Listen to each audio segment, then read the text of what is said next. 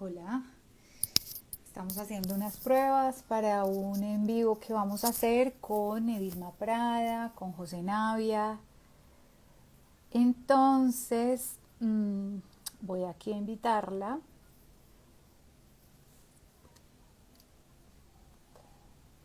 La idea es que hablemos de la minga indígena, eh, el racismo que sucedió a partir del domingo en Cali y la desinformación. Voy aquí a invitar.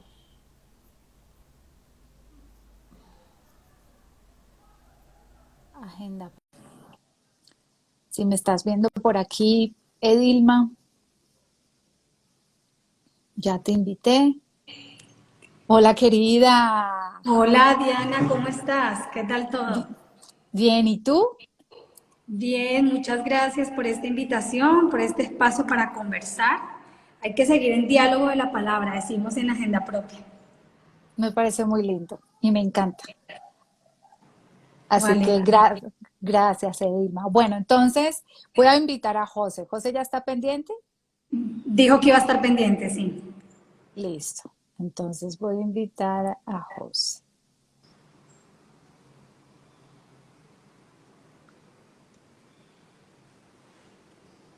¿Cómo es que es la cuenta de José? J. Josnavia, Josnavia. Josnavia. Y Dora Muñoz también ya se unió, ahí está. Esa cuenta que me enviaste, la que me enviaste escrita es la de José, Josnavia en Twitter, perdón, en Instagram. Es en Twitter, pero Ah, si no, quieres, entonces, él tiene Instagram, sí, que él me tiene Instagram. diga José Navia. Voy a buscarlo así como suena, a ver qué me aparece. Se llama Josnavia, No, José Navia. Josnavia, pero así no me aparece en Instagram. Mm, mm. Un momento, voy a A ver. intentar yo buscarla. No sé si es que si me sale.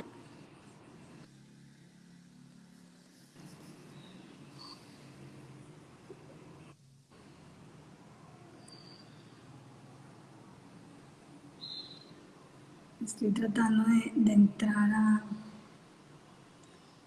Lo siento. ¿No? Puedo salir un segundo y ya vuelvo.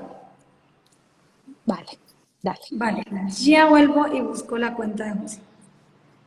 Listo. Porque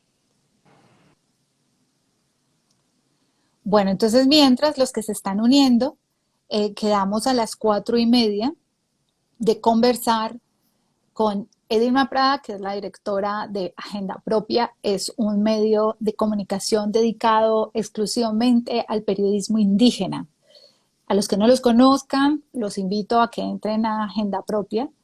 El trabajo que hace Edilma es bastante crack con su equipo. Se ha dedicado a visibilizar y a hacer periodismo con muchas comunidades indígenas del país. Tiene unos trabajos increíbles, así que entren.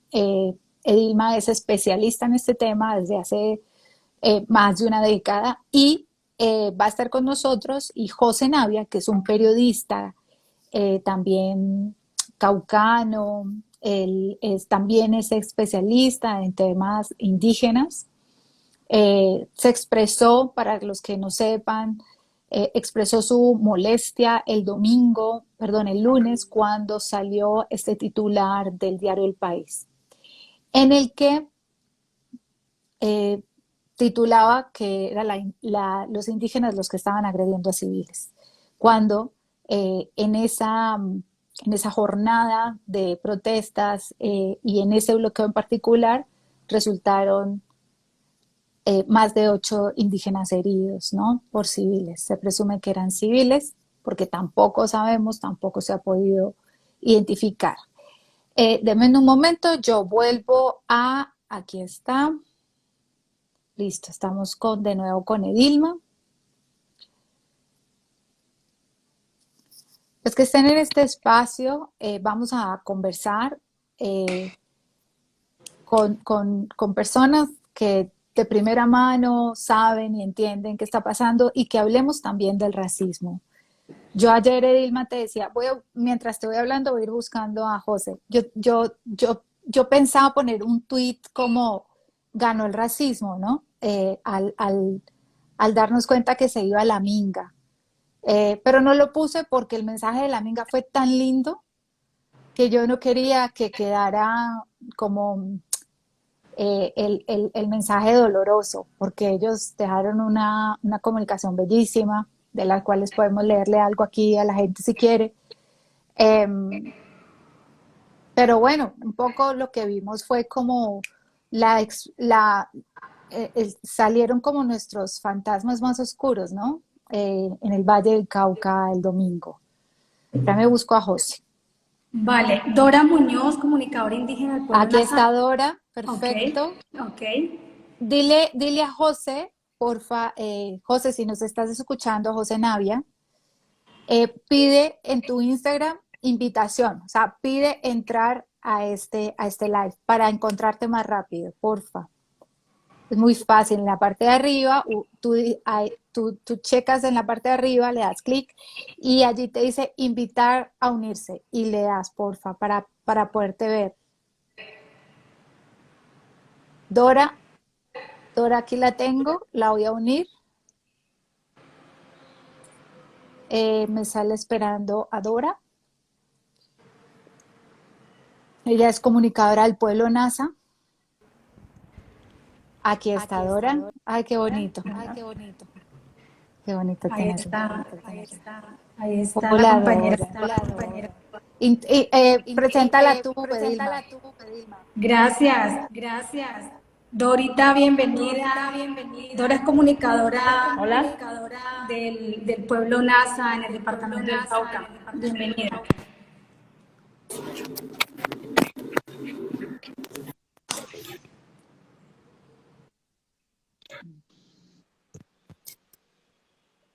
Dora, hola, ahí estás. ¿Ahí nos escuchas? hola. Sí, hola, ¿me escuchan? Sí, ahí te escuchamos, Dora. Vale. ¿Cómo está? Hola, buena Bienvenida. tarde. Hola, Bien, muchas Dora. gracias. ¿Cómo Hola, estás? buena tarde. Un Muy gusto bien. tenerte. Un gusto tenerte por acá. Igualmente, gracias por el espacio. Importantísimo. Aquí tengo que José está esperando unirse. Entonces, démosle un espacio. Bien. Antes de que entraras, Edilma, yo le estaba contando a la gente sobre tu espacio de agenda propia. ¿Quieres presentarlo? Porque me parece importante. Vale, muchas gracias. Sí, Agenda Propia, somos un medio de periodismo intercultural. Ahí participa una sala de redacción intercultural donde hacemos parte periodistas indígenas y no indígenas. Este medio es colombiano y el cubrimiento que hacemos son historias sobre pueblos indígenas en Colombia y en América Latina. Así que les invito, quienes tienen Twitter en este momento, @agendapropiaap y Facebook @Agenda Propia Global. Y nuestra página es www.agendapropia.co. Agenda Propia nació hace 10 años justamente en el departamento del Cauca para hacer un cubrimiento más respetuoso de los pueblos indígenas, pero a medida que hemos venido caminando y avanzando un poco en el proceso, con Agenda Propia, digamos, ya estamos haciendo producción de contenidos a nivel de Colombia y América Latina. Buenísimo. Bueno, por fin tenemos a José Navia. Él es periodista. Yo lo conozco porque con José hicimos parte de un parche de consejo de redacción, pero me gustaría aquí que te presentaras, José. Bueno, yo soy periodista ya, las canas indican de hace ya muchos años, cerca de 40 años en el ejercicio. Soy del departamento del Cauca, pero vivo hace más o menos 40 años en Bogotá y he trabajado zonas de conflicto, sobre todo el norte del Cauca, especialmente. Ya José, estoy por fuera de los medios. Trabajé en medios nacionales, pero ya estoy por fuera de los medios realmente. José lo conocemos porque es uno de los cronistas más espectaculares que yo he leído. Y esto no me estoy rebasando en el adjetivo. José tiene una pluma increíble y ha escrito, es un cronista tremendo, tremendo también. Así que a leer a José Navia, por favor. Bueno, y estamos con Dora. Dora nos saluda hace un ratito. Yo sigo saludando porque pues estamos apenas hace unos minutos y hay gente que está entrando, entonces para que se vaya enterando con quién estamos. Dora Muñoz es comunicadora del Pueblo NASA. Dora, te vuelvo a saludar. ¿Cómo estás? Cuéntanos desde dónde estás y un saludo a las 43 personas que tenemos en este momento en línea. Bueno, muchas gracias. Nuevamente un saludo muy cordial, muy fraternal también para la compañera Edilma, para el señor José. Qué pena, no conozco el nombre de la otra compañera. Y para quienes están entrando en este momento, yo estoy ahora en Santander de Quilichao, pero pues mi radio de acción principalmente es en Corinto, o bueno, en general en todo el norte del Cauca, pero ahora estoy liderando un proceso de comunicación en el Cabildo de Corinto, que es mi territorio natal. Perfecto. Bueno, ¿a ustedes les parece si comenzamos un poco reconstruyendo los hechos del domingo para que introduzcamos el tema del racismo y la desinformación que ocurrió este día? Dora, ¿tú quieres reconstruirnos estos hechos? ¿Quieres? O Edilma o José, cualquiera puede hacerlo. Dorita. Dora, yo creo que tú eres la que tiene la cercanía y la mayor autoridad para reconstruir los hechos. Bueno, yo el domingo estaba en la Universidad del Cauca, perdón, en la Universidad del Valle, en Cali, pues fue el punto de concentración desde el pasado martes, donde pues alrededor de unos 6.000 o 7.000 comuneros y comuneras indígenas del norte del Cauca nos concentramos en la Universidad del Valle durante toda esta semana anterior, haciendo diversas actividades de acompañamiento a los puntos de resistencia allí en la ciudad de Cali, de trabajo pedagógico también.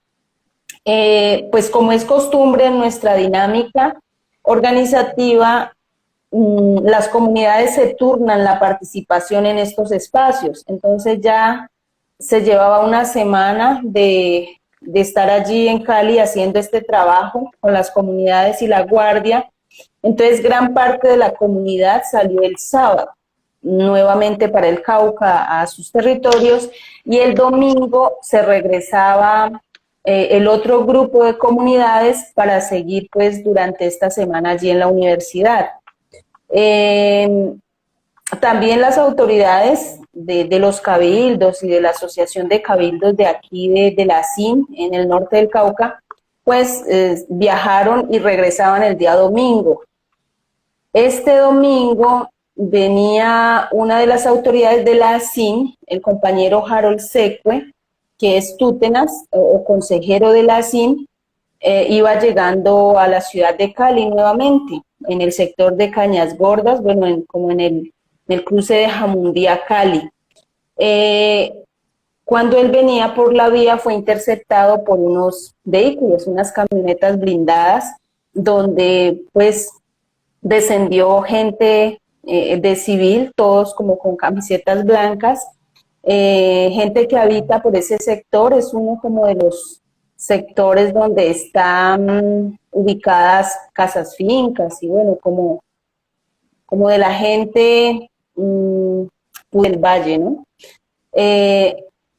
Lo interceptaron y le taparon el paso, no le permitieron seguir, estas camionetas se le atravesaron, bajaron unas personas de ahí quienes lo intimidaron, lo amenazaron, le dijeron que se bajara del carro, que no los iban a dejar pasar, que a nadie que fuera indígena lo iban a dejar pasar, porque éramos los indígenas los que estábamos generando el caos en la ciudad y que ellos se sentían secuestrados, no podían desplazarse, movilizarse, salir. Entonces lo amenazaron que se bajara del carro, pues obviamente él no se quiso bajar. El compañero Jaro, la autoridad, es también una persona protegida, ¿no? Tiene un esquema de seguridad, iba en un vehículo de los que les da la unidad de protección y con el escolta. Entonces, él no se bajó. Y también al no bajarse amenazaron con incendiarle el vehículo.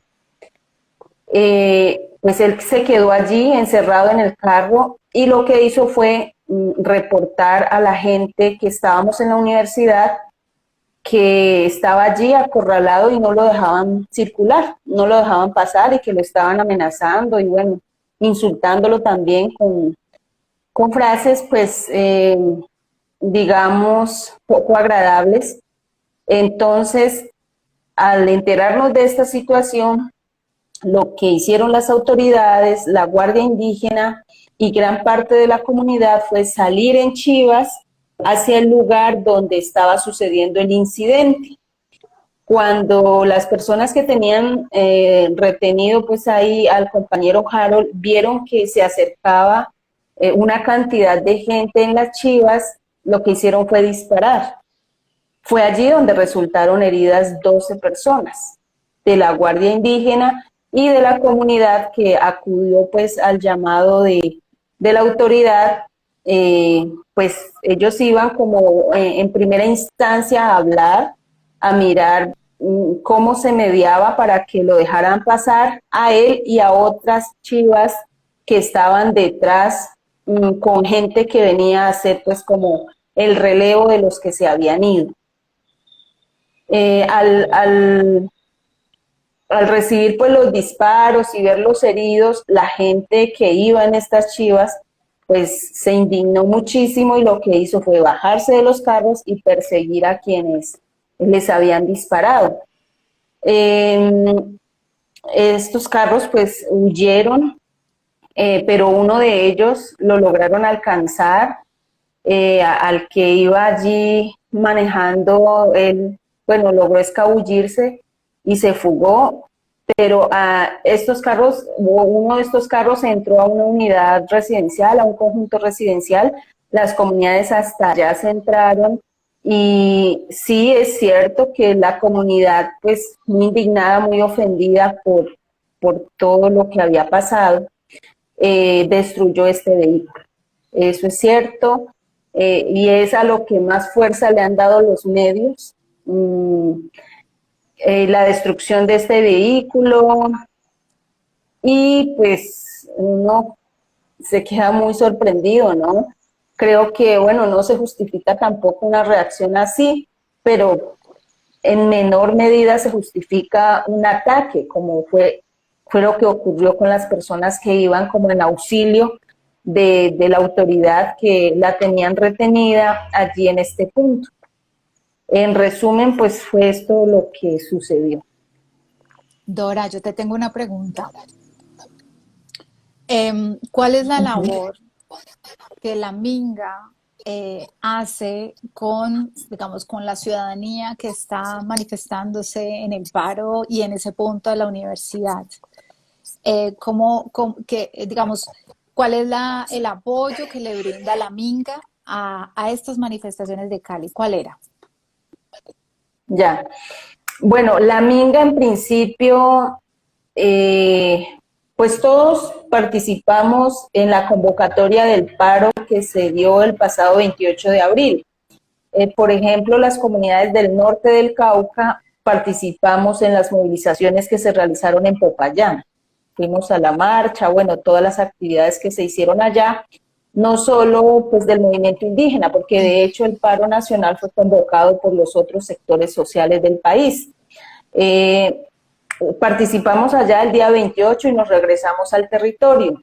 Bien sabemos que las acciones continuaron a nivel del país, en las principales ciudades y municipios, pero sobre todo en Cali, ¿no? que se instalaron los puntos de resistencia o los puntos de bloqueo, como les llaman, y que todos también sabemos que estos puntos fueron muy fueron atacados muy brutalmente, ¿no? Toda la violencia y toda la agresión de la que fueron víctimas las personas de estos puntos, los asesinatos de los jóvenes.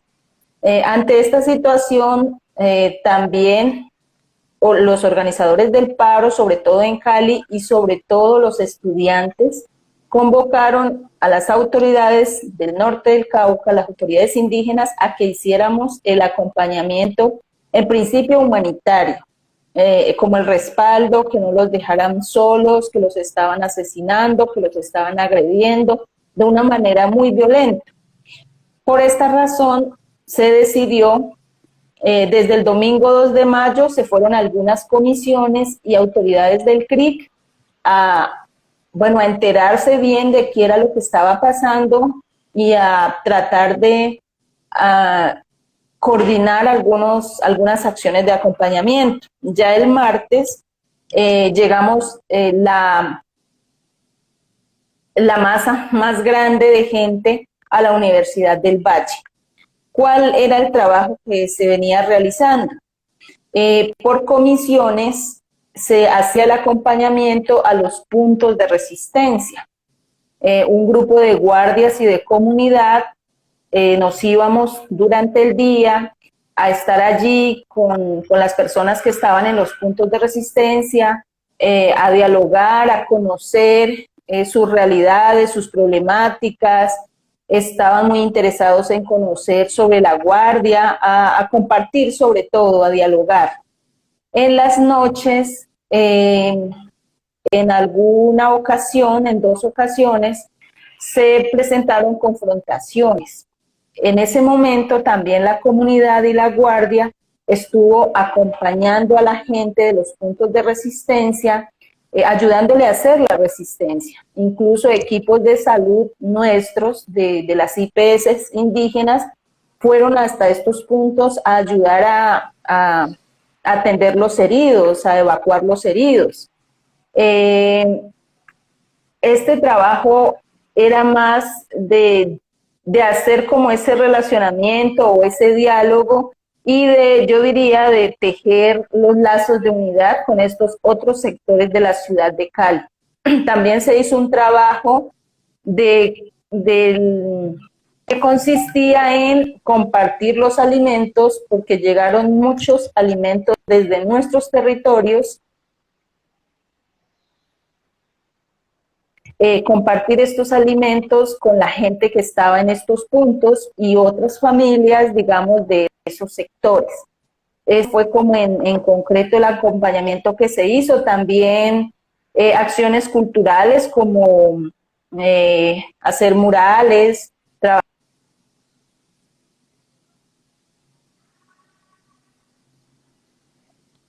¿Se nos fue? Sí, parece que la señal no está muy bien. Bueno, mientras llega Dora, José, te tengo una pregunta. Ah, no, ok. Ok, Dora. Y esa pregunta la abro para los tres. ¿En qué momento ustedes creen, tanto para Dilma como para José, Dora pues es testigo directa, pero ustedes que son periodistas, ¿en qué momento la cosa se empieza a nublar y a tener que pensar? Claro, obviamente después de los disparos, pero después de los disparos, ustedes esperaban que el alcalde, la ciudad, los apoyara para que ustedes se quedaran allí y les brindaran unas garantías, y es a partir de qué momento, desde ese domingo y esa fecha al lunes, a partir de qué momento ustedes creen que tenían que dejar la ciudad, que definitivamente no se podían quedar.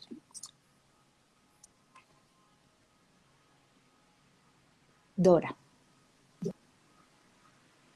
Bueno, yo considero que con el acompañamiento que se realizó, evidentemente disminuyó en gran medida los ataques violentos. Se siguieron dando, sí, pero disminuyó a comparación de cómo se estaban dando anteriormente, antes de que llegara la minga indígena a acompañar estos puntos. También creo que pues, se puso en evidencia toda esta agresión de la fuerza pública y empezó a generarse como un ambiente, yo no sé cómo llamarlo, si de disputa, ¿no? Yo creo que desde el movimiento indígena empezamos a cuestionar bastante este tema del trato militar a una protesta pacífica. Y es como lo que nos ha pasado siempre como movimiento indígena. Entonces ya conocemos estas estrategias, ya conocemos estas formas de reaccionar por parte de los gobiernos.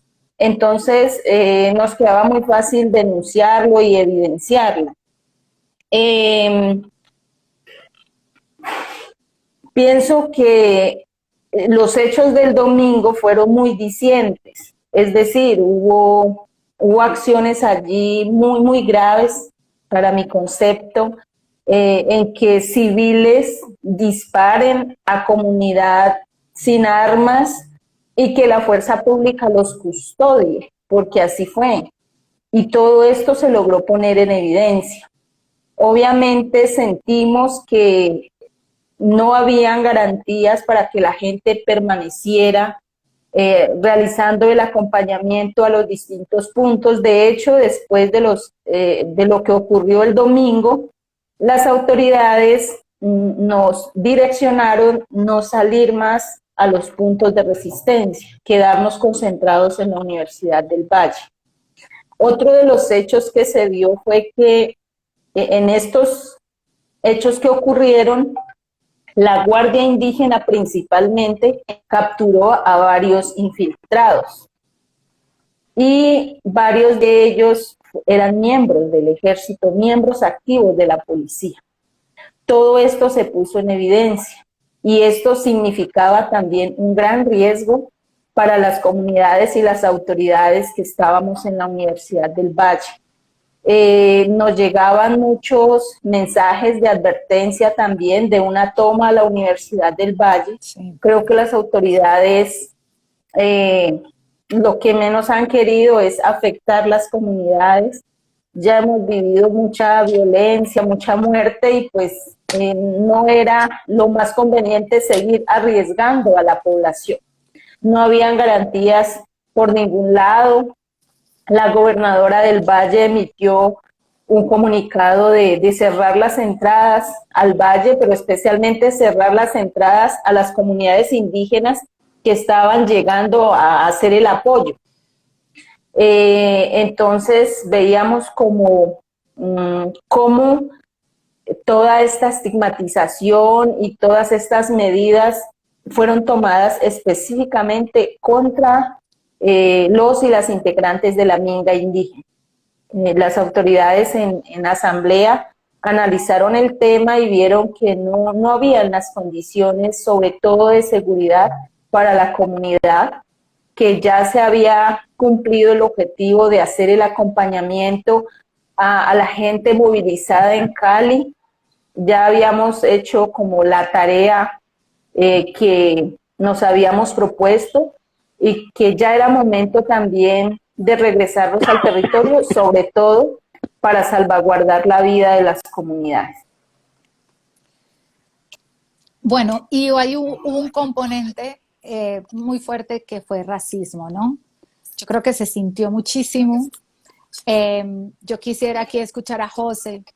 José, tu interpretación digamos, por parte, tú que conoces Cali, que has estado en Cali y que pudiste ver la reacción del alcalde, por ejemplo.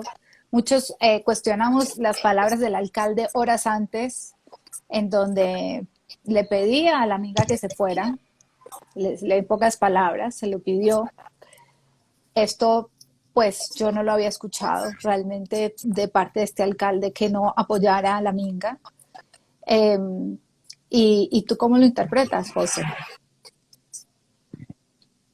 Sí, Diana, muchas gracias.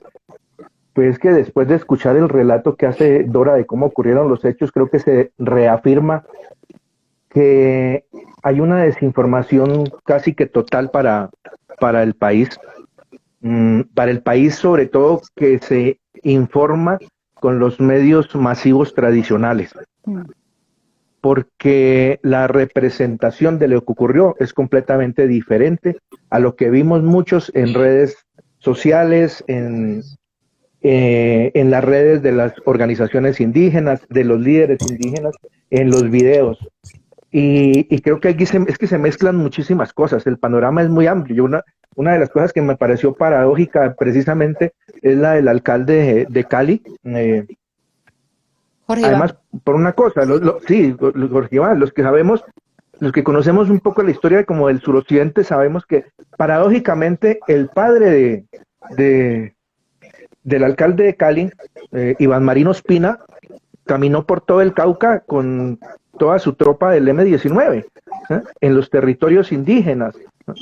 Es decir, durante años los territorios indígenas fueron la casa donde podía convivir, donde recibió alimentación, donde hubo refugio en sus montañas para librar su guerra, y ahora el hijo es el que no quiere ver a los hijos de aquellas montañas en su ciudad.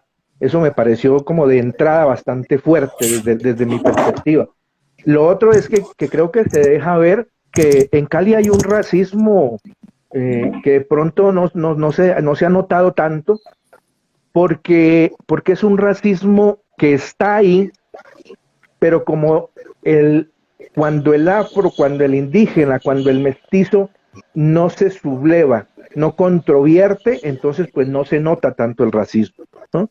Pero cuando hay una confrontación, entonces comienza a verse diferente, ¿sí? Entonces el indígena o el afro o el que realiza a veces labores subalternas para ellos es como tan bueno, tan buena gente, siempre y cuando no demuestra de desobediencia, ¿no? Entonces yo creo que en este momento se comenzó a visibilizar esa situación, ¿no? Y por otro lado, eso es uno que hay como una cúpula, porque además, miren, yo vi como 2 o 3 tweets de personas, hubo uno que fue borrado inmediatamente, que era el de la gerente del zoológico de Cali también, donde pedía algo similar, y otras personas como de una cúpula, ¿eh? Como de una cúpula de la ciudad que pedía el retiro, ¿eh? Pero el resto de la ciudad, que es el resto de la ciudad mestizo, afro, indígena, yo creo que estaba con la minga. Entonces me parece que hay que como diferenciar esos dos aspectos. Y por otro lado, los que actuaron de forma violenta, criminal, contra quienes llegaban en la minga, me parece que son como un grupo social de un barrio que Juan Manuel Torres esta mañana explicaba. Es un grupo social de un barrio que, aunque es tradicional allá de hace muchos años, tuvo como ciertas transformaciones en la década de los 80. Es decir, uno dice, ¿en qué barrio, hablemos de todo Colombia, en qué barrio se anuncia que hay 25.000 armas dispuestas a disparar contra un grupo social? ¿Sí? ¿Y en qué barrio de este país la gente dispone, no de una, dispone de muchas armas cortas y largas, ¿no? Porque hay uno de los videos muestra a una persona con un fusil, ¿no? Es decir, estamos hablando de, digamos, qué barrio es este, ¿no? Donde hay gente armada con fusiles y pistolas, y además como con una disposición muy rápida a disparar, ¿no? Porque a mí me llegaron videos de gente disparando desde las camionetas, es decir, gente que acciona su pistola y dispara 5 o 6 veces, y riéndose además. Es decir, yo creo que una persona que nunca ha disparado una pistola debe causarle cierta intimidación, hay cierto impacto psicológico como a disparar una pistola. Pero una persona que saca una pistola por una ventanilla, dispara contra personas en medio de risas, digamos, sí, como que juego. Sí, es decir, como Un juego cínico que ahí. tienes, como que hay en la cabeza de una persona que es capaz de disparar varias veces contra un grupo sabiendo que puede matar a 2 o 3 personas. Es decir, estamos hablando también que no es la particularidad de Cali, yo creo, es la particularidad de este barrio. Pero no Eso es solamente, lo que José, yo... yo ahí tengo que, digamos, meter la cucharada.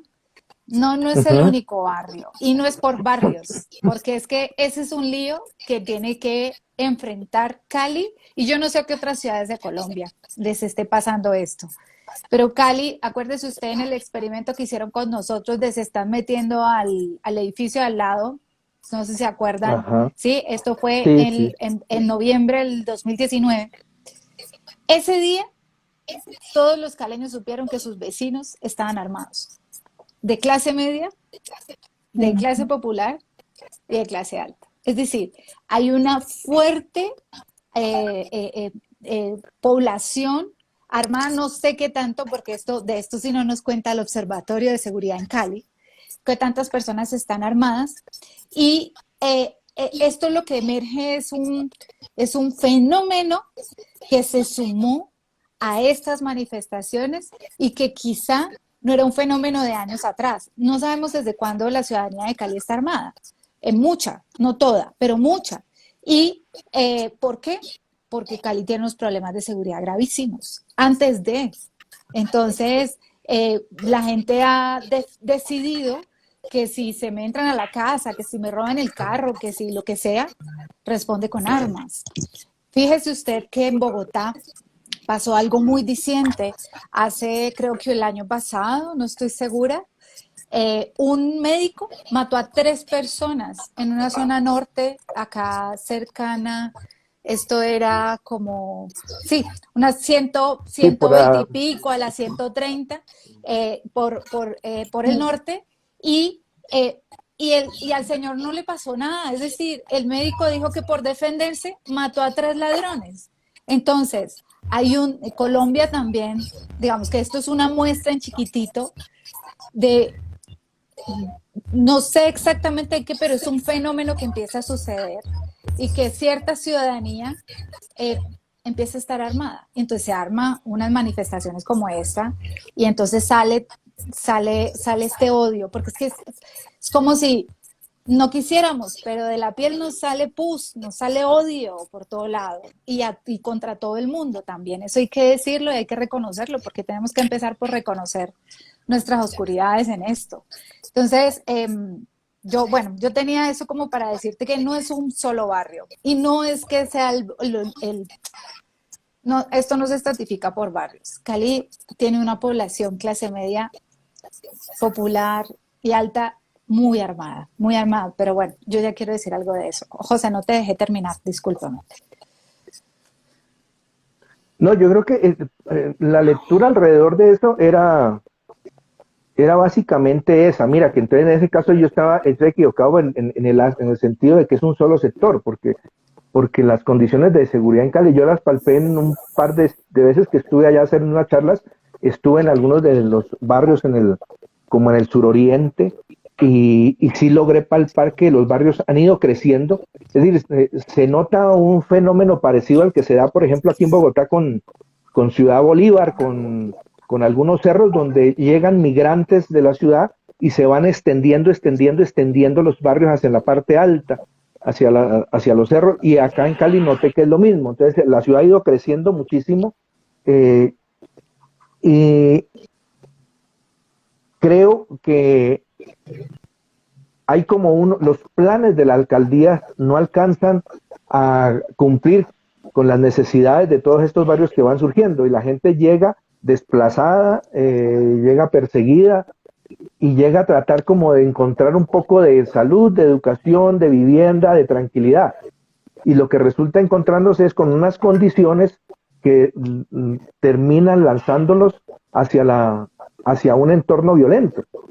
Entonces, mira, que yo estoy hablando con un habitante de Cali, de estrato 6, de otro sector, y me decía, los de la minga estuvieron acá, pero acá el tratamiento fue diferente. Acá nos sentamos y hablamos con ellos, y se logró como ellos de aquí salieron en armonía. con la comunidad también de estrato 6. Entonces me decía, hay diferencias, digamos, hay diferencias entre entre los barrios de élite de Cali, hay diferencias, Sí, sí. a pesar de que todos tengan armas, pero, ¿no? Quiero aclarar allí también, aclarar no, dar un detalle a eso que estás diciendo. Y yo creo que esto tiene que ver más que por los barrios, por las afinidades políticas. Resulta que esta gente ha dicho abiertamente que es del Centro Democrático, ¿no? Y Ahí recuerden, sí. y recuerden ustedes una cosa que a mí me parece importante remarcarla. Cristian Garcés, que hoy es senador por el Valle del Cauca. Cristian Garcés, cuando se lanzó a la alcaldía de Cali, que fue el mismo periodo en el que quedó Jorge Iván Ospina, entonces él lanzó esa política de ciudadanos armados. Esto hay que recordarlo. Y Cristian Garcés fue el mismo. Él salió con una valla grande, como que una de sus grandes, digamos, cosas que iba a hacer cuando llegara a la alcaldía era armar a era darle salvoconducto a todo el mundo. Y también ahora, en este contexto de esta reforma, el 28 de abril, el día que cae la estatua de Sebastián de Belalcázar, ese mismo día, Cristian Garcés sale con una demanda al pueblo Misak por haber tumbado la estatua de Sebastián de Belalcázar como una gran afrenta y más o menos que él tenía que ir a la cárcel. Entonces, Cali tiene un sector político del Centro Democrático que está dentro de los anillos de este gobierno. Y lo que sucedió, más que en mi lectura, más que estar cerca de un barrio, es personas que están cerca de ese grupo político y que están convencidísimos que los bloqueos levantan a punta de bala. También esto hay que rescatarlo, una exconcejal, ella se llama Juanita Cataño. Juanita Cataño, yo le veo un tuit el día que muere, que eso fue el mismo 28, que muere a manos de la policía Marcelo Agredo, este joven de 17 años, que justamente venía de Nariño, con familiares, NASA. Este chico muere, se ven los videos, que él le pega hay una turba de gente, ese chico corre muy rápido, golpea con una patada a un policía, el policía dispara y no contento con eso se baja de la moto y ultima al muchacho y lo mata, ese mismo 28. Ese día, cuando empiezan a circular los videos, esta exconcejal del Centro Democrático, Juanita Cataño, dice que más o menos era que cómo pretendíamos que le respondieran con flores el policía frente a esa patada, y plomo es lo que hay. Recuerdo mucho esta frase dentro de ese tuit, plomo es lo que hay. Y a mí todo esto se me junta con lo que pasó el domingo. Y yo lo que creo es que hay un sector político que decidió actuar como civil y hay un sector político que le dio el poder a la Fuerza Armada para actuar de civil. Sí, como lo que nos contó Dora. Es decir, que ellos encontraron que había militares vestidos de civil agrediendo con balas y otras cosas a civiles. Entonces, lo que tenemos es un grupo político que está convencidísimo que esto se resuelve a punta de bala, como ha estado convencido desde que quedó Álvaro Uribe en el poder, ¿sí? Que esto no hay manera de resolverlo, no hay diálogo posible, no hay acuerdos de paz, porque aquí lo que va a pasar es que los vamos a levantar a plomo. Es un poco el mensaje, ¿no? Entonces yo lo que quiero es como un poco empezar a acotarlo un poco más. Y puede que hayan civiles que no sean del Centro Democrático, pero son adeptos a estas ideas. En Cali creo que tenemos un gran problema para hacer nuestra la ciudad, es decir, la ciudad de todo el mundo. Es de los indígenas que llegan, es del venezolano que llega, es de los caleños que ya están allí, todos los que llegan, esta ciudad de todo el mundo, pero a la hora del té, cuando toca decidir cosas políticas, resulta que los dueños de los ingenios y cierta clase política se creen los dueños de la ciudad para decir quién puede y quién no puede estar. Y están acostumbradísimos a que ese sector sean sus esclavos, porque Cali y el Valle del Cauca tienen enquistado en su sangre este tema esclavista, de tratar a las personas como si ellos fueran dueños de sus empleados. Y esto pues trae por allá de una tradición Sí. esclavista. Entonces, todo esto es como la noche de los monstruos, o sea, como que nos salen todos los monstruos y eso pasó el domingo con bastante extremo. Bueno, quiero preguntarle a Dilma, que Dilma es una periodista exclusivamente dedicada al periodismo indígena. Eh, en este sentido, Edilma, ¿qué crees que nos pasó a los periodistas que intentamos cubrir esto?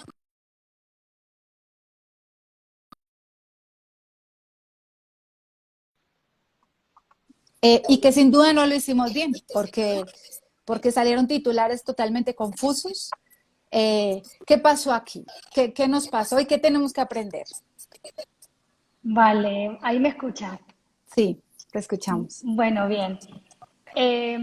Digamos que como periodista, nosotros desde Agenda Propia hemos estado haciendo un cubrimiento también, validando cada día más la fuente indígena, en este caso el CRIC o las organizaciones que hacen parte del CRIC. Y yo creo que primero hace falta eso como periodistas, validar más las fuentes indígenas como autoridades en los territorios que están contando a viva voz lo que está pasando en este caso en el paro. Hay un problema en el periodismo colombiano y es que yo a esto le llamo, tenemos que aprender también a decolonizar el periodismo. Para el periodismo colombiano la voz oficial es el armado, es la policía, es el ejército, es el alcalde de turno, pero no son las autoridades. Y se nos olvida que en la Constitución Política de 1991 los pueblos indígenas son autoridad en sus territorios. Por esto, para mí, el periodismo colombiano deberíamos validar a la autoridad indígena como una autoridad también oficial, ¿sí? Entonces, esto es lo que pasa. Entonces, si no lo confirma la policía, no sale la noticia. Si no lo confirma el gobernador, no pasa la noticia. Y eso es lo que está pasando justamente con todo lo que tiene que ver con pueblos indígenas y claramente el cubrimiento más fuerte que se hace es con el pueblo Nasa, porque justamente el pueblo indígena Nasa son los que de una manera, con una fuerza grande, con el liderazgo de la Minga, son los que incluso están mucho más cerca también de las urbes y hacen validar y hacen valer y hacen oír también su derecho a que sea su voz escuchada. Justo ese día yo estaba siguiendo y nosotros estábamos haciendo un monitoreo permanente, por ejemplo, el CRIC. Eso que pasó lo transmitió el CRIC en vivo y en directo en el momento que era. Hay videos del CRIC en vivo y en directo de la balacera y efectivamente en ese video no se notaba que los indígenas estaban armados. Y el video ni siquiera fueron 5 minutos, la grabación duró más de 40 minutos. Entonces yo creo que eso es supremamente importante. Primero como consejo, no sé, como sugerencia para los colegas, es que empecemos a validar también desde esa constitución política que tenemos y que valida a los pueblos indígenas como autoridad en los territorios.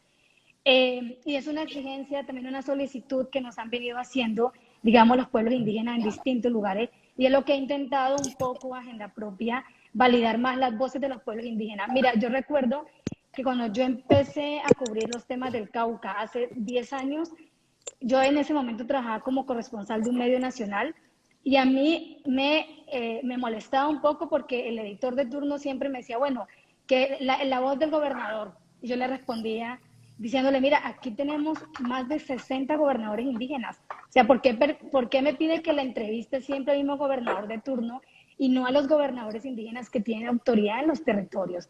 Entonces yo creo que eso es supremamente importante como reflexión, como autocrítica de los medios.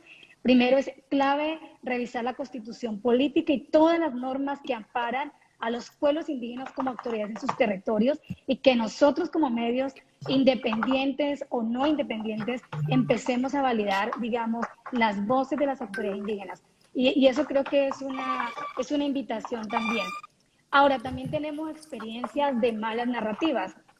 Por ejemplo, yo aquí tengo anotado porque es un caso público, incluso de estudio para medios de comunicación, y se dio también justo en esta situación, medios de comunicación salieron a titular a favor, digamos, o informaron desde la mirada de los grupos armados y cómo los pobres ciudadanos, uso pobres en comillas sencillas, fueron víctimas de la, digamos, de la minga, pero en ningún momento titularon que los indígenas fueron las víctimas del tema, ¿no? Entonces no hay un equilibrio de fuentes en la información que está haciendo. Contrario pasó con la información, digamos, que sí fue publicada por los medios internacionales. Los medios internacionales, la mayoría publicaron que efectivamente hubo Edilma, una... perdóname un segundito. Dora, ¿tú escuchas bien a Edilma? Sí, Ah, bueno.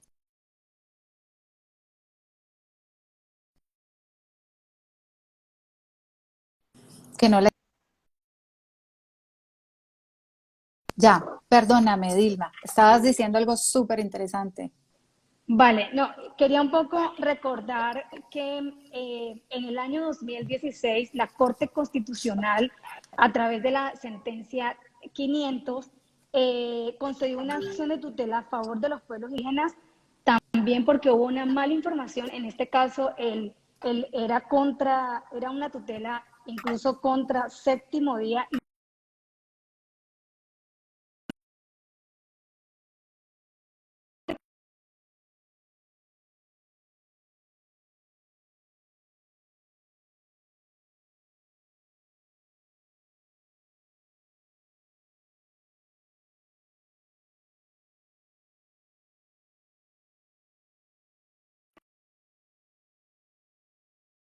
¿Sí? Entonces creo que está bueno volver a recordar esa exigencia que hizo la Corte Constitucional. Le exigió al canal Caracol que hiciera como un ABC para que se descubrieran mejor las historias de pueblos indígenas. Y justamente vimos que uno de los medios de comunicación que tituló desde un punto de vista racista en todas estas situaciones fue justamente también Canal Caracol. Entonces ahí nos preguntamos dónde quedó esa exigencia de la Corte Constitucional de obligar o de exigirle a un medio de comunicación, en este caso Canal Caracol y Séptimo Día, que creara un código de ética o un manual para que se crearan unos cubrimientos responsables de los temas indígenas en Colombia. Entonces, yo creo que sí hay un problema grave también del periodismo colombiano. Falta equilibrar fuentes, falta contextualizar, también falta tener un poco de tranquilidad sobre las historias. Nos estamos afanando a informar sin tener contextos y sin tener las dos versiones. Entonces, después de 4 horas, entonces todo el mundo empieza a cambiar el titular y por eso se genera desinformación.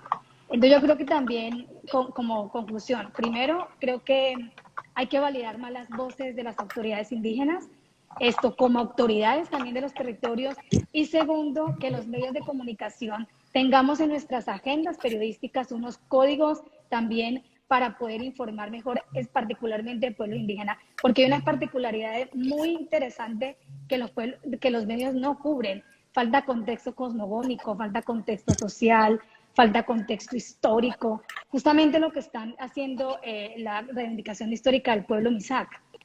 Tiene que ver porque hay un desconocimiento de la historia también, y los pueblos indígenas exigen también y requiere que el cubrimiento indígena cuente esos contextos históricos y no se está contando.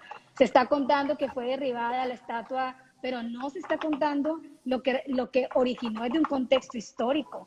Toda la lucha por las tierras también requiere un contexto histórico, un contexto social también. Y súmele a eso un poco todo el tema de contar esas historias también desde la espiritualidad, desde la comunicación propia. Y uno aprende eso cuando camina a los pueblos indígenas. Aquí hemos tenido la oportunidad, yo creo que José también y Dora hemos caminado territorios indígenas, no solamente el pueblo Nasa. Y cuando uno camina a los pueblos indígenas, comprende también esa comunicación propia de la que también Dora viene trabajando con jóvenes indígenas, porque comunicar lo indígena también implica comprender las cosmogonías de los pueblos. Son 115 pueblos indígenas en Colombia y todos tienen unas cosmovisiones distintas que merecen que el periodismo empiece a preocuparse por informarse, por caminar territorios, para sencillamente hacer bien la tarea. O sea, aquí no le estamos pidiendo a los periodistas, y también lo digo a título personal como periodista, para hacer bien la tarea tenemos que prepararnos como periodistas y requiere que el periodismo se prepare más sobre la realidad de los pueblos indígenas para narrarla mejor. Hay algo que está diciendo aquí la Fundación Chasquis que me parece interesante. Dice, ojo, se instaló en Cali un mensaje muy grave tratando a los indígenas como intrusos. Dora, ¿usted sintió eso? ¿Ustedes sienten eso? ¿Que se les trató como intrusos en Cali? De hecho, pues retomo un poco lo que menciona el señor José Navia con mucha sabiduría, ¿no? Desde esa experiencia. Creo que hay una parte, yo diría, muy mínima, afortunadamente, de la población que desconoce la historia y que, bueno, recordaba ahora una frase que salía por ahí muy fuerte y muy real también, que decía algo como así de que es muy contradictorio que los extraños llamen forasteros a los dueños de la casa, ¿no? A los dueños del territorio.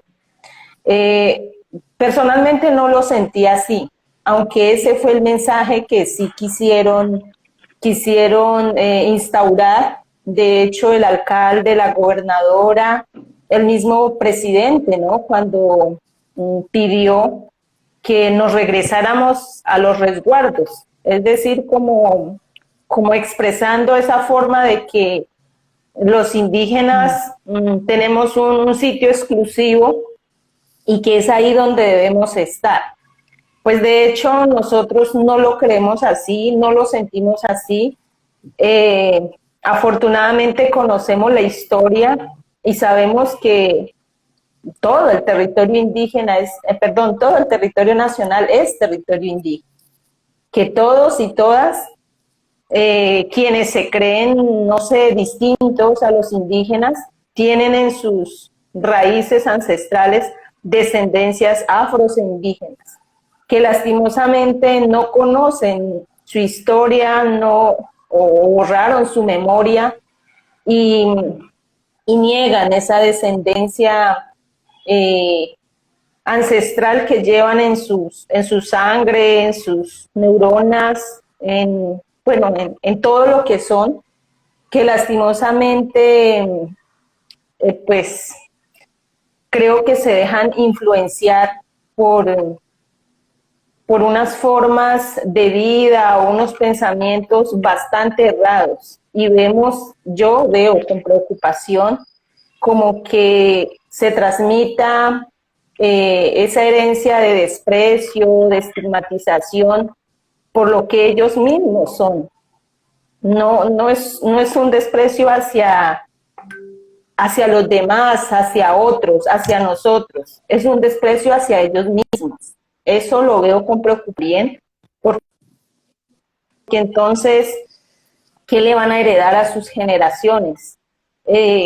Un pensamiento de desprecio, de sentirse en otros, y yo veo entonces que son ellos los que se excluyen, los que se sienten otros, se sienten distintos a lo que son realmente. Y pues siempre yo he pensado de esta manera, si nosotros negamos lo que somos, pues no sabemos ni siquiera quiénes somos, y eso es complicado. Hemos sabido, por ejemplo, que todos los territorios, especialmente del Valle del Cauca, e incluso lo circulábamos por las redes, sus nombres de algunos lugares las palabras son descendientes de lenguajes indígenas, de lenguajes quichuas y nazas. Entonces, ese desconocimiento de la historia los empobrece bastante. Sí vimos ese rechazo, como que no son de aquí, en el lenguaje de la gobernadora del Valle, del alcalde, del mismo presidente, y pues bueno, entonces uno dice, ¿qué clase de gente está en esos espacios o en esos cargos si ni siquiera conocen la memoria histórica del país o de las regiones o del territorio. Pues esa fue la sensación que nos generó a muchos, ¿no? Y la gente estaba indignada así, pensando precisamente eso, cómo quienes no son de acá o no se sienten de acá, nos consideran a nosotros foráneos o extraños en nuestra propia casa. Esa era como la lectura de la gente del común incluso. Dora, una pregunta. Ustedes, José, ¿querías decir algo? No, es que Dora al final tocó el puntico, y es que esta sensación como de exclusión y de mirar al indígena como un intruso en su propia tierra no es simplemente de las élites, porque eso es más sorprendente. Es decir, es incluso, lo he notado, en personas que tienen rasgos indígenas, en personas que tienen su segundo apellido a veces es indígena. Incluso hasta niegan ese origen indígena en los apellidos. Llego que a veces incluso he visto casos que tratan como de cambiarlo un poco, poniéndole la tilde en otro lado, como europeizándolo. Hay una cantidad de maneras como de tratar de alejarse, de decir yo no pertenezco, ¿no? Yo recuerdo que cuando estaba estudiando periodismo, un profesor de antropología me decía que cuando se abordaba el tema de lo indígena, mucha gente soltaba una risita nerviosa, y él decía, esa risita nerviosa es porque se sienten que a ellos están tocando, que a ellos los están tocando, de que tienen los genes indígenas, pero como que y hablemos de otra cosa, ¿eh? Entonces, ayer incluso tuve una discusión por chat en un grupo de estudiantes. Yo estudié en Popayán, mi bachillerato, y tuve una discusión ahí con alguno de ellos porque decía precisamente eso, ¿no? Que los indígenas como que que hacían en Popayán y que eran malagradecidos, lo cual me parece una forma racista de expresión, ¿no? Entonces yo le decía, malagradecidos, ¿por qué? Si eran los amos, dueños, únicos dueños y soberanos de esta tierra donde está Popayán, ¿eh? Que se las arrebataron a las fuerzas, que los asesinaron, que a los sobrevivientes los convirtieron en esclavos en haciendas de la sociedad, de alta sociedad payanesa, y quieren que sean agradecidos. Entonces, hay unos conceptos ahí que están enraizados y me parece que vienen desde la escuela. Es decir, yo estudié mi primaria ahí en Popayán, en una escuela pública, y en esa escuela, en los textos escolares, los héroes eran los conquistadores. A los conquistadores los pintaban en esos libros con unos caballos imponentes, con unos penachos lindos. En unos dibujos que eran en contrapicado, ¿no? Que entonces crece la dimensión del héroe. Sí. Es decir, ahí hay un manejo gráfico del asunto, ¿no? Entonces, en los textos que yo estudié en primaria, esos eran los héroes. Y los otros eran como los que les habían hecho la guerra a ellos y como los que no querían que llegara como el desarrollo y todo esto. Entonces, eso lo traemos todos desde los textos escolares. Yo no sé los textos escolares de esta época que digan, ni qué dibujos traigan. Pero esa fue la formación que tiene de mi generación. Yo tengo casi 62 años, y yo creo que la generación de ahí, estamos hablando de que si acaso eso ha cambiado, puede ser en los últimos 10 años o de la Constitución del 91, no sé desde cuándo, pero estamos hablando de que generaciones y generaciones fuimos formados desde la educación pública y también privada, mirando a los que llegaron a arrasar con la religión, con el orden cultural, a llevarse las riquezas, los miramos como héroes, ¿no? Y por eso se levantaron estas estatuas, ¿no? Es decir, es que yo digo, ¿por qué entonces no le levantan una estatua a Pablo Morillo, pues, que fue el continuador de la obra de los conquistadores, ¿sí? Total. Solo que Pablo Morillo vino y se encontró ya a una élite criolla, fue el que mató a una élite criolla, ¿sí? Y los antecesores de Pablo Morillo fueron los que mataron a toda la élite originaria de este país, a toda la élite originaria de estos territorios, porque mataron a los caciques, mataron a los guías espirituales, a toda la élite. Además, pues, que arrasaron con pueblos enteros. Después, no, pues entonces levántenle una estatua a Pablo Morillo, pues. si es que ese es el sentido de las Horrible. cosas. Claro, claro. Hay un comentario aquí de Johnny Sasa que dice, lo de una parte pequeña de la población de Cali y la reacción ante el derribo de las estatuas de colonizadores y esclavistas deberían indicarnos la urgencia de dedicarnos a restituir nuestra historia. Y claro que ahí entramos los periodistas, pero por supuesto, si nos han enseñado el periodismo, voy a sacar aquí mi feminismo, el periodismo patriarcal, el periodismo de élite, que solo busca las voces oficiales de una parte, como si los testimonios de la gente que vive los sucesos no importara más que la del alcalde, la del gobernador, la de la policía, como si con ellos no pudiéramos reconstruir los hechos, incluso hacer justicia a esas versiones oficiales. Y por ahí derecho un montón de cosas más, ¿no? Entonces, con eso, Edilma, ¿vos qué pensás? Yo creo que lo mismo que nos toca hacer eh, a, a todo Colombia en términos de esta restitución de la historia, nos toca hacerlo a los periodistas, sin duda. O sea, eso es una deuda que tenemos. Sí, yo no escuché a José, no sé por qué, pero creo que él no me escucha, yo no lo escucho, hay un tema ahí. Pero digamos que frente a tu pregunta, Diana, yo siento que primero hay que empezar a ver los compañeros y compañeras indígenas como personas, como colombianos. Y hay que decirlo, porque realmente lo mencionan y se informan como los otros. Y realmente es que somos personas todos, ¿sí? Entonces, cuando no hay un reconocimiento, incluso desde la narrativa de los medios, que empieza por una cosa tan sencilla como esa, hay primero digamos, una narrativa fuerte. Segundo, empezar a involucrar en las agendas, en las salas de redacción a periodistas indígenas. No hay medios de comunicación, yo creería que solamente Agenda Propia, o desconozco si otros medios que no son, digamos, medios indígenas de indígenas para indígenas, sino, digamos, de manera general, empezar a invitar a compañeros indígenas a que hagan parte también de la construcción de las historias. Y no precisamente porque son indígenas, porque también son profesionales, son comunicadores, ellos también han ido a la universidad, se han formado en periodismo. En el equipo de Agenda Propia hay 3 periodistas indígenas, 2 de ellas han ido a la Universidad Externada a estudiar y son profesionales en periodismo, en comunicación.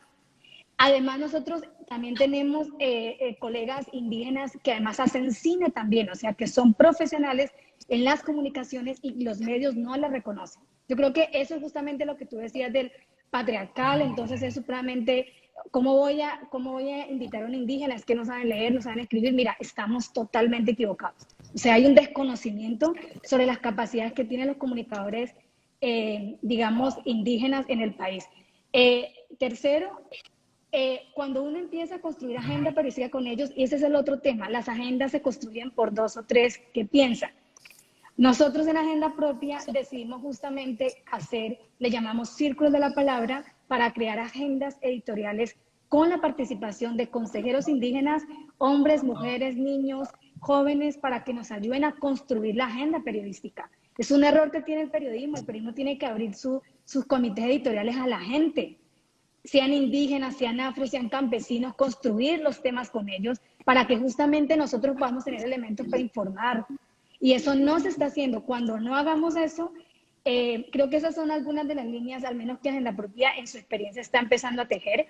Hemos tejido este saber también con José, con Dora, con otras compañeras de distintos pueblos a nivel nacional, de zonas de frontera. Ahora mismo lideramos una red que se llama Red Tejiendo Historias en América Latina, porque este mismo problema que en Colombia está en toda América Latina. Nos sentamos a hablar con liderazgos, mujeres, periodistas indígenas de Guatemala. El racismo allá es igual, en Ecuador es lo mismo, en Perú es lo mismo. O sea, la realidad de los pueblos indígenas en toda la región es muy compleja, y yo creo que hay que abrir un poco la mirada, crear agendas más participativas, más plurales, reconocer las políticas que también favorecen, incluso más allá de lo nacional, a nivel internacional. Hay unas normas internacionales, los pueblos indígenas incluso tienen reconocimientos especiales por las Naciones Unidas que van más allá, incluso reconocimientos del derecho también a la madre tierra. Un indígena hace poco me corregía y me decía que el Día de la Tierra no es el Día de la Tierra, es el Día de la Madre Tierra para los pueblos indígenas. Y detalles como eso los desconoce el periodismo. Hace poco leía un artículo periodístico que hablaba un poco sobre las tribus. O sea, en los pueblos indígenas ganaron luego de muchas luchas a nivel de América Latina que se reconocieran como pueblos, no como tribus. O sea, es mal dicho decir tribus, está bien dicho decir pueblos indígenas. Y digamos, son luchas que ellos han ganado también desde aspectos internacionales. Entonces también hay que aprender un poco el lenguaje. Hace poco, hace como 4 años, todavía en Colombia se reconoció un poco el término de que los pueblos, las comunidades indígenas o los indígenas eran salvajes. Luego en la Constitución Política de 1991 hay un reconocimiento a la pluralidad, a la interculturalidad. Entonces yo creo que cuando nosotros empecemos a preocuparnos por aprender primero, como tú lo decías, Diana, desde el periodismo, y esto no lo aprendemos nosotros solos, con profesores de la academia, y me excusa la academia, lo aprendemos con los mayores, lo aprendemos con los abuelos, con los sabedores en los territorios indígenas, lo aprendemos también con comunicadores como Dora, que ellos desde niños están aprendiendo justamente todos esos saberes. Cuando aprendemos a involucrar en nuestras agendas esos saberes, vamos a poder cambiar un poco.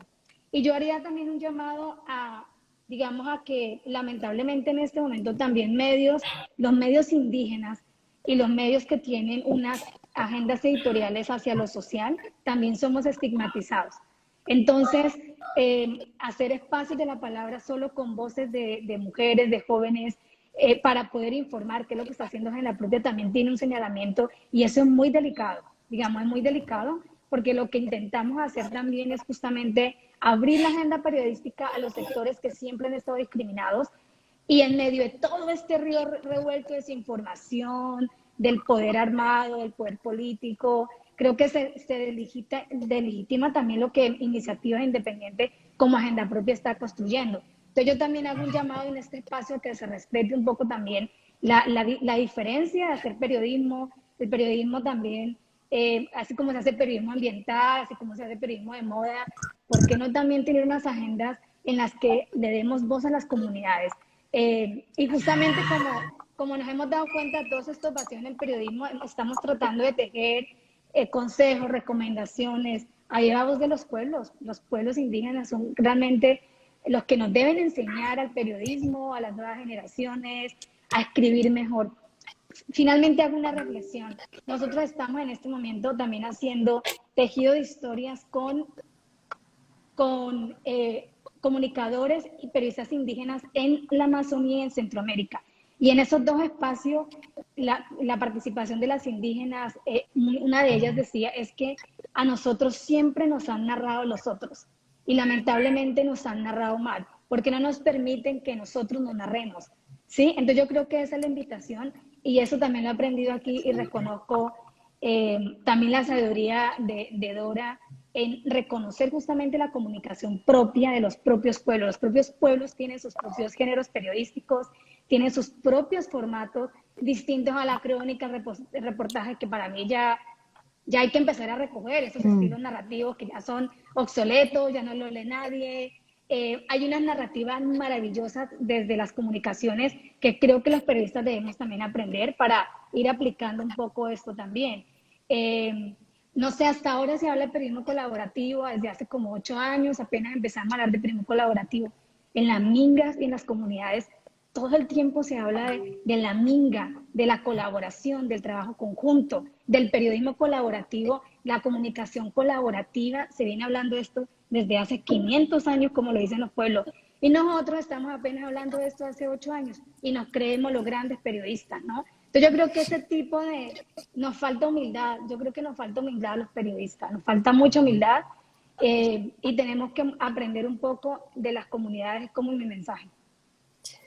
Gracias, Edilma. Dora, quiero preguntarte, y con esto vamos cerrando porque ya vamos más de 1 hora, y no tiene nada de malo ir más de 1 hora, ¿no? Sino que, bueno, ahí vamos redondeando un poco. Dora, En términos judiciales, ¿ustedes van a hacer algo para denunciar este ataque de civiles en Cali del domingo pasado? ¿Han pensado en eso? Bueno, creo que ya las demandas y denuncias se han hecho. Hay un equipo jurídico desde el CRIC, un equipo de abogados indígenas, también con el apoyo de otro grupo de abogados no indígenas, donde obviamente se han denunciado no solo el hecho del domingo, sino toda la estigmatización que se ha generado en este paro nacional y sobre todo las agresiones de las que han sido víctimas las comunidades indígenas. Pero también sé que se está trabajando el tema de todo lo que pasó con los heridos, con los asesinatos, con las desapariciones de las personas que participaban en estos puntos de resistencia en Cali.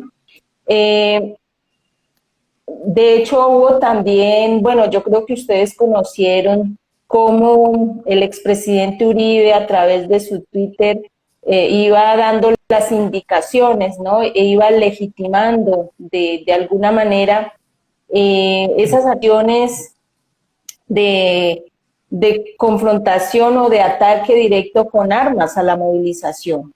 Yo creo que esta gente que bueno, se atrevían y como ustedes lo mencionaban, a dispararle a la población civil sin ningún reparo, pues se sienten muy respaldados por estas, digamos, estas orientaciones que de manera aparentemente muy sutil hacía el expresidente.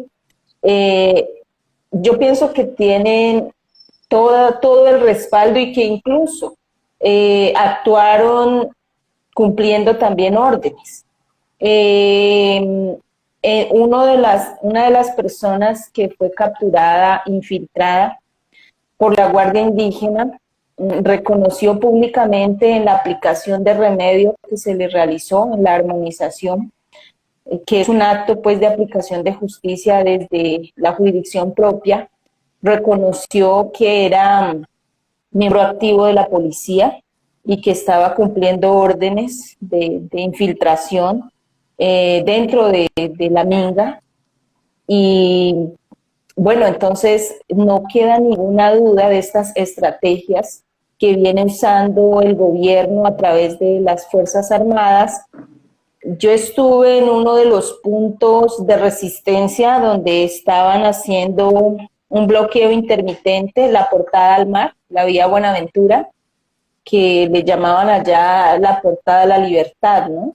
Porque también están haciendo como ese ejercicio de reivindicar. Renombrar. Sí, es de renombrar estos lugares de acuerdo a la lucha, a la resistencia que han estado dando.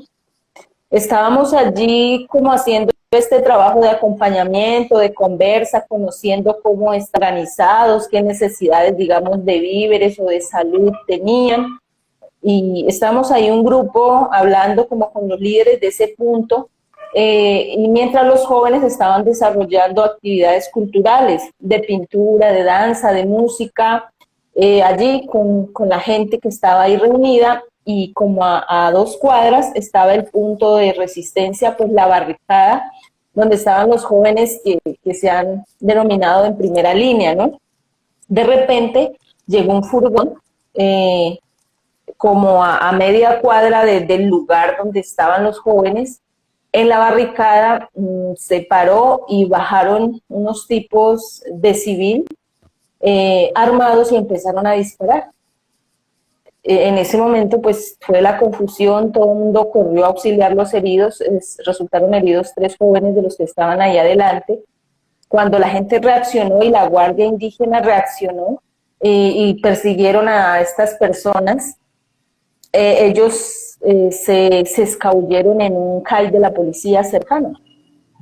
Sí. Entonces uno dice, bueno, es el colmo del descaro, y esto lo hacen planeado, premeditadamente. La gente, como quienes se movilizaban en ese furgón, no pudieron llevarse en el carro, la gente se subió al carro, revisó y habían prendas militares, gorras, chalecos de la policía, esposas, documentación de la policía.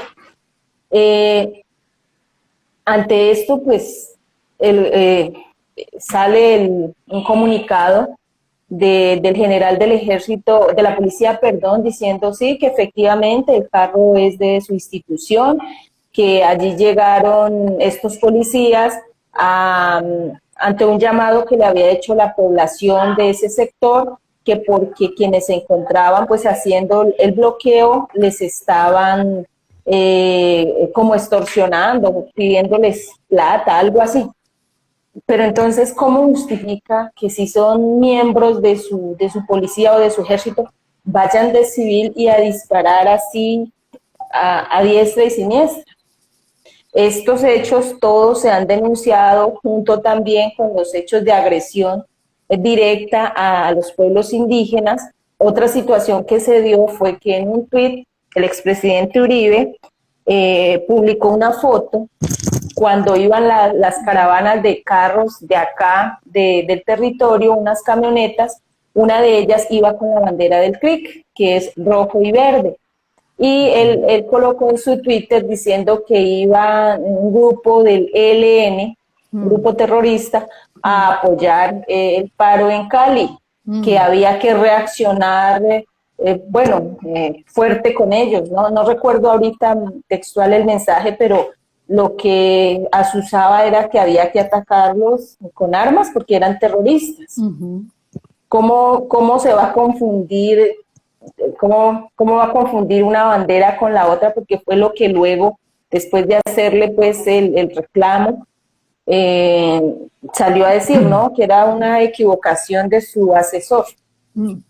Entonces, cosas como estas pues son hechos que están ya en los procesos de denuncias y de demandas, aunque lastimosamente uno pierde la fe, ¿no? Con estas instituciones también que no trasciende, sus buenos oficios no trascienden, pero sin embargo, pues se hacen estos procesos porque es también lo que corresponde. Gracias, Dora. José, ¿con qué nos vamos? ¿Con qué cerramos?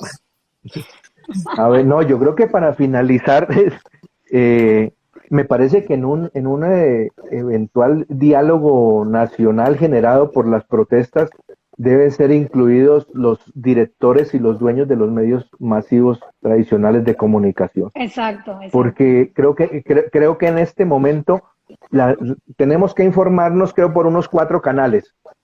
Creo que tenemos que informarnos por redes sociales con unos filtros muy grandes, porque ahí pues entra de todo, ¿no? Entra cosas muy ciertas y también hay la posibilidad de desinformar.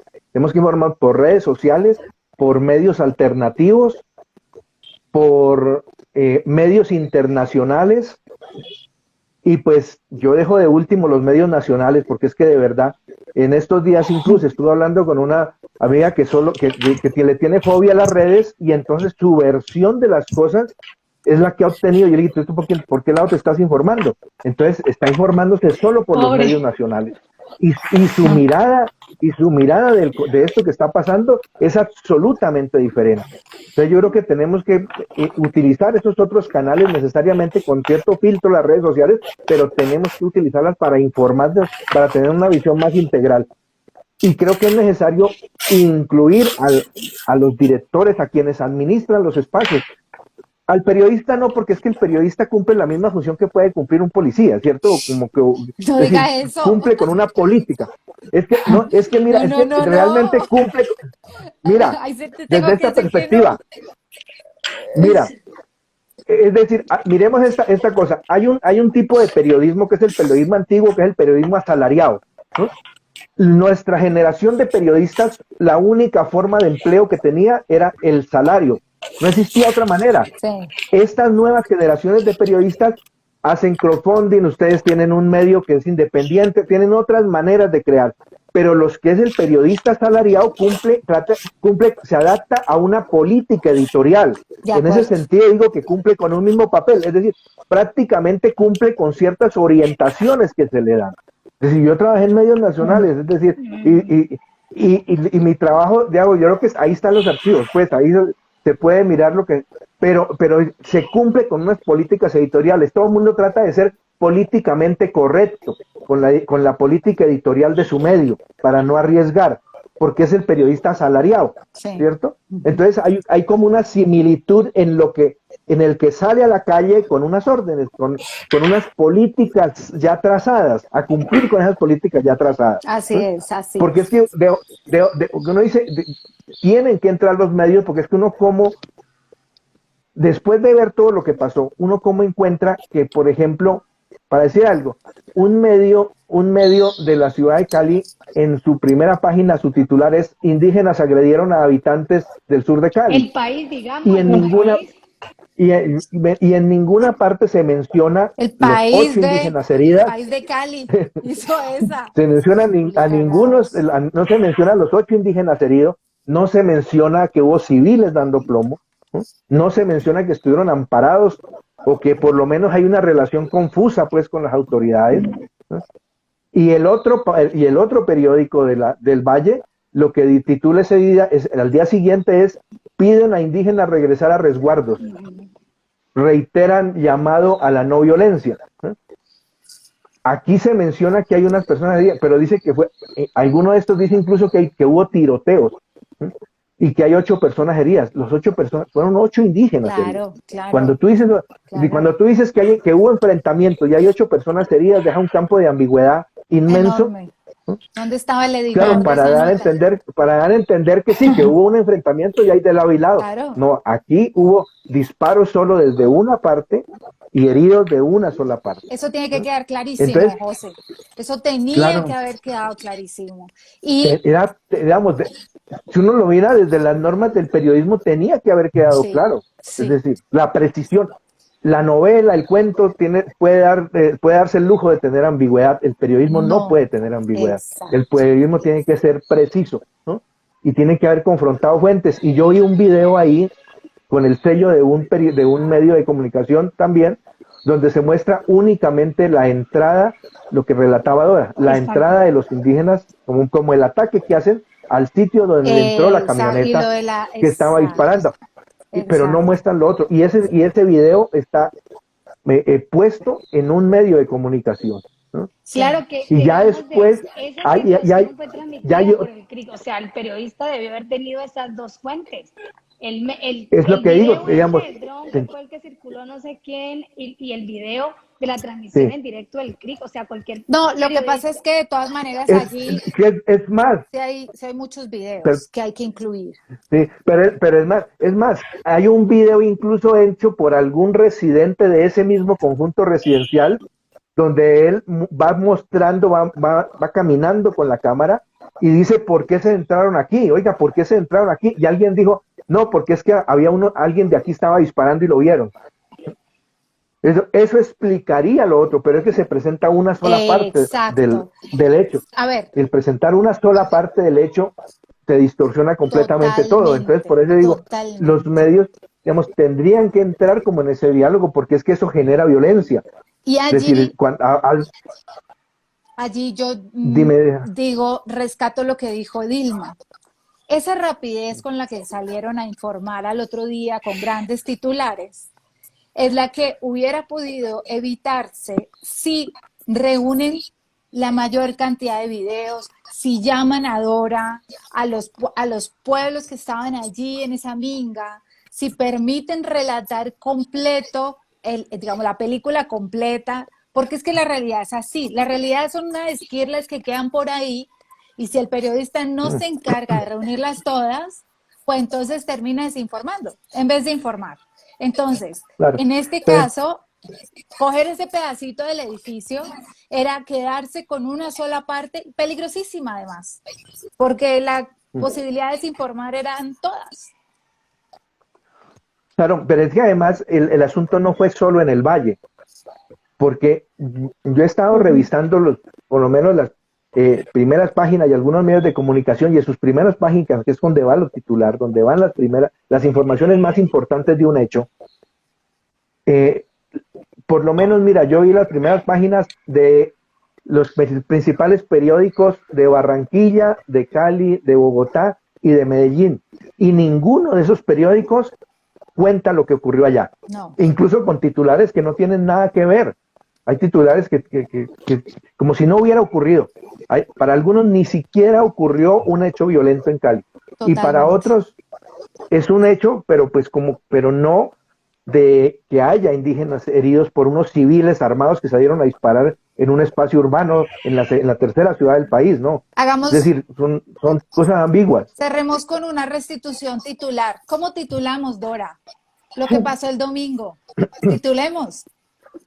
¿Qué titular le dejamos aquí de restituyamos lo que pasó? ¿Qué titular dejamos? Yo colocaría, por ejemplo, porque la raíz de todo lo que pasó fue la retención de la que fue víctima la autoridad, ¿no? Entonces, como que comunidades indígenas van en rescate de la autoridad que fue retenida por un grupo de ciudadanos, quienes luego, custodiados, que era lo peor, custodiados por la fuerza pública, le disparaban a la comunidad indígena. Bueno, ahí Porque tenemos. creo que sí, hay que conocer toda la historia para no quedarse con una parte. Y obviamente a ellos les conviene mostrar solo la parte que legitima su versión y que legitima lo que necesitan mostrar. De hecho, pues por eso muestran yo veía, creo que también fue el país, no sé, pero veía era unas grandes fotos de la camioneta incinerada. Uh-huh. Y entonces decía que los destrozos que dejaron los indígenas, y no nombraban por ningún lado los heridos, 2 heridos civiles, guardias y comunidad. Claro. Entonces, bueno, pues de hecho se ha tratado de hacer ese diálogo, esa conversa de cómo ser sobre todo responsables y respetuosos de la verdad. No pretendemos pues que hablen bien de nosotros, que justifiquen toda nuestra lucha, porque es complejo porque no la entienden y muchas veces no la comparten, ¿no? Y eso lo respetamos, cada quien tiene su visión, pero pues no es ético que falten a la verdad de esa manera, o sea, que tergiversen todo, que le mientan a su audiencia. Es un irrespeto también con su audiencia. Así es. Entonces, sí, es importante seguir insistiendo en que realmente hagan un trabajo periodístico con ética. Gracias, Dora, por las lecciones. Muy interesantes. Bueno, y yo quisiera cerrar diciendo lo siguiente. Digamos, ya se ha dicho todo. Vamos a dejar este live guardado por algunas personas que estaban preguntando. Por supuesto que lo vamos a dejar guardado, lo vamos a montar luego a YouTube para que ruede. Yo quisiera decir que en este momento, a nivel periodístico, digamos, si hablamos de periodismo, empieza a mostrarse una fractura muy fuerte entre, como si fueran 2 realidades paralelas, ¿no? Entonces, un periodismo que sigue pegándose a unas versiones oficiales y de alguna manera terminan haciéndole un juego a la desinformación, ¿sí? En sus titulares, son poco justos en reconocer la verdad, como dice Dora, yo me sumo a sus palabras, y hay otro periodismo más joven, más fresco, más comprometido en entender que se informa con todos, no solo con la parte, la contraparte, sino con todos, es decir, todos y todas, es decir, no solo con pueblos indígenas, no solo con mujeres, no solo para el medio ambiente, no solo animalista, es decir, hay un periodismo que empieza a mostrar eso mismo que están diciendo los otros de otra manera, porque empiezan a reconocer desde sus espacios que la verdad no solo la tienen unos cuantos a la hora de narrar los hechos y de narrar lo que nos pasa. Entonces, esa es la misma realidad que está pasando con el cubrimiento de este paro. Entonces, hay unos que insisten en cubrir el paro desde el vandalismo, Y hay otros que insisten en decir, el paro no es vandalismo, el paro es otra cosa, los manifestantes están en otra cosa y vamos a también a informar esto. Pues si finalmente la prensa tradicional se dedica solo al vandalismo, pues que se queden haciendo sus notas, nosotros sí vamos a informar con todos y para todos, de alguna manera, ¿no? Pues porque somos humanos y nos seguimos equivocando y nos vamos a seguir equivocando porque es así. Entonces, yo quisiera dejar esta reflexión y por último, dedicar este programa a mi abuela fallecida, Matilde. Era indígena, venía de Pasto Nariño, y cuando pasó esto con la guardia, yo me sentí profundamente herida, porque por mi sangre corre mi abuela y corre un pueblo indígena. Así que se lo dedico, y gracias a Dora, gracias a Dilma, porque Dilma fue la que jaló que hiciéramos este espacio. Gracias a José por estar. Y si quieren decir una frase para despedirse, bienvenida.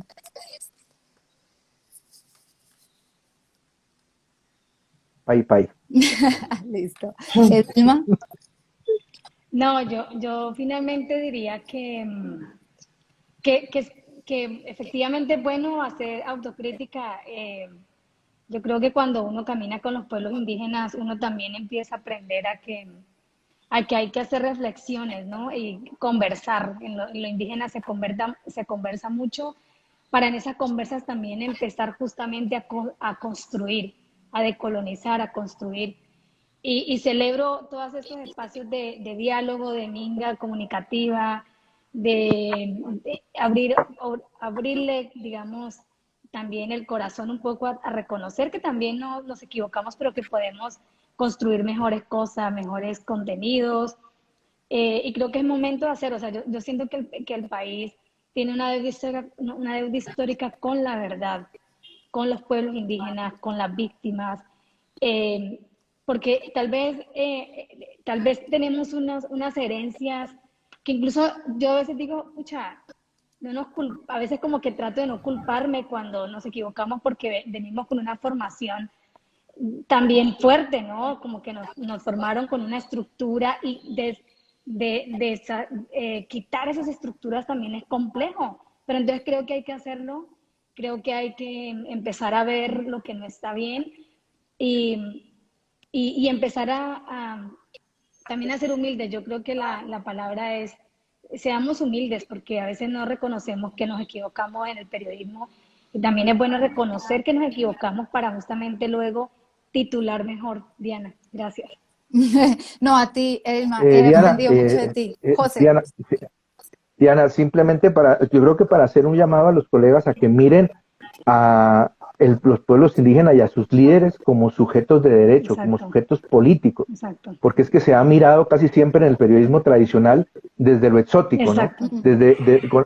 Con esas variables las variables de noticiabilidad que aprendemos en la universidad tienen unos parámetros, pues, y entre esos parámetros está como lo exótico, lo raro, y en ese parámetro clasificamos a los periodistas tradicionales como a las comunidades indígenas. Entonces hay que cambiar esa mirada, es decir, no se los puede ver mirada simplemente por el que hace artesanías, el que se viste con unos trajes bonitos, y ahora el revoltoso. Entonces hay unos estereotipos alrededor de eso, pero el indígena, por su tradición milenaria, tiene unos conceptos políticos amarrados a lo ancestral, amarrados a una sociedad colectiva, y a eso nunca los escuchamos.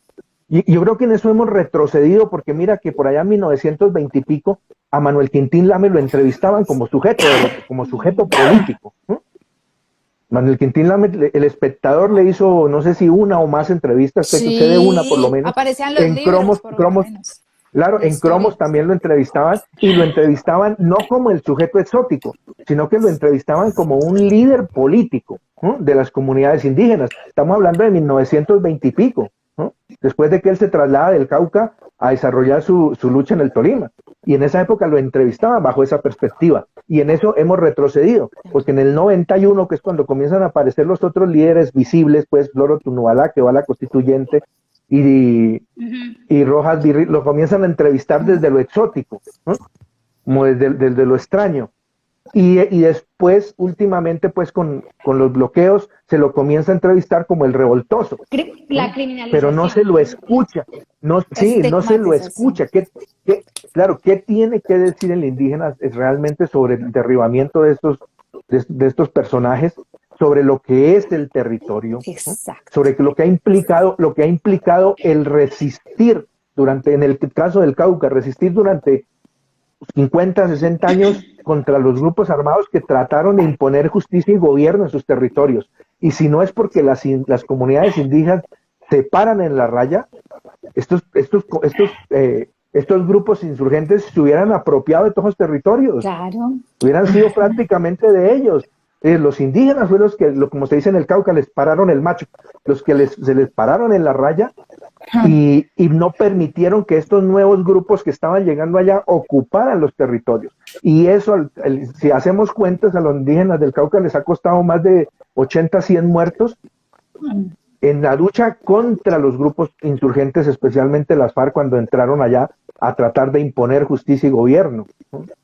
Entonces, esa mirada hay que ejercerla desde el periodismo. Yo tengo solo una invitación para las 50 personas que todavía de manera generosa siguen conectadas.